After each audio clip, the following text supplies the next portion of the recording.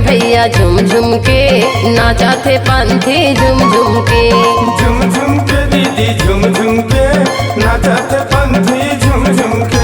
18 दिसंबर से 31 दिसंबर 18 दिसंबर से 31 दिसंबर तक जयंती मनावा थे घूम घूम के घूम घूम के।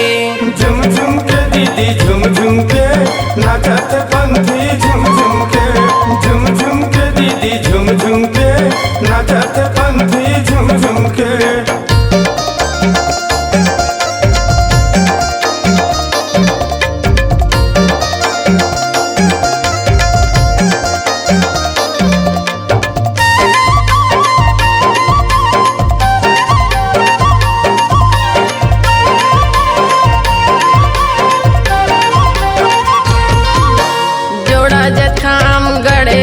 भैया दुआरी मांगा घर के गुरु बाबा के जय बोला थे नारियल झंडा चढ़ा के। नारियल झंडा चढ़ा के दीदी नारियल झंडा चढ़ा के। नारियल झंडा चढ़ा के दीदी नारियल झंडा चढ़ा के। गुरु बाबा के जयंती ला सब बुजुर्ग मिल के मनाथे। छोटे बड़े सब बोले का मन भैया झुम झुम के पंथी नाचथे। झुम झुम के पंथी नाचथे दीदी झुम झुम के पंथी नाचथे। झुम झुम के पंथी नाचथे दीदी झुम झुम के पंथी नाचथे।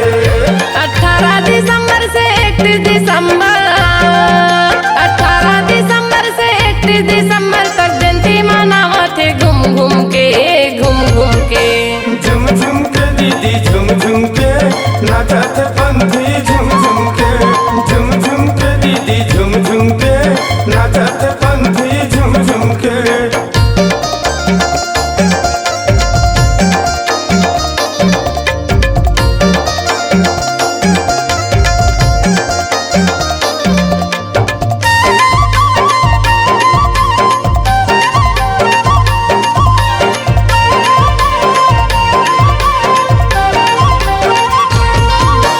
लइका सियान जम्मो झन पंथी देखे बर आथे।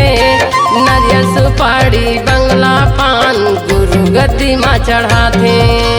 गुरु गद्दी माँ चढ़ाथे दीदी गुरु गद्दी माँ चढ़ाथे। गुरु गद्दी माँ चढ़ाथे दीदी गुरु गद्दी माँ चढ़ाथे।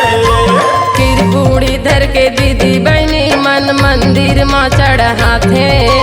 घी के दिया माँ आरती सजा के चरण माँ माथ नवाथे। चरण माँ माथ नवाथे दीदी चरण माँ माथ नवाथे। चरण माँ माथ नवाथे दीदी चरण माँ माथ नवाथे। 18 दिसंबर से 31 दिसंबर 18 दिसंबर से 31 दिसंबर तक जयंती मनावा थे घूम घूम के घूम घूम के। झुम झुम के दीदी झुम झुम के नाचा थे पंथी झुम झुम के। झुम झुम के दीदी झुम झुम के नाचा थे पंथी झुम झुम के। 18 दिसंबर से 31 दिसंबर 18 दिसंबर से 31 दिसंबर तक जयंती मनावा थे घूम घूम के घूम घूम के। झुम झुम के दीदी झुम झुम के नाचा थे पंथी झुम झुम के। झुम झुम के दीदी झुम झुम के नाचा थे पंथी झुम झुम के। झुम झुम के भैया झुम झुम के नाचा थे पंथी झुम झुम के। नाचा थे पंथी झुम झुम के। नाचा थे पंथी झुम झुम के।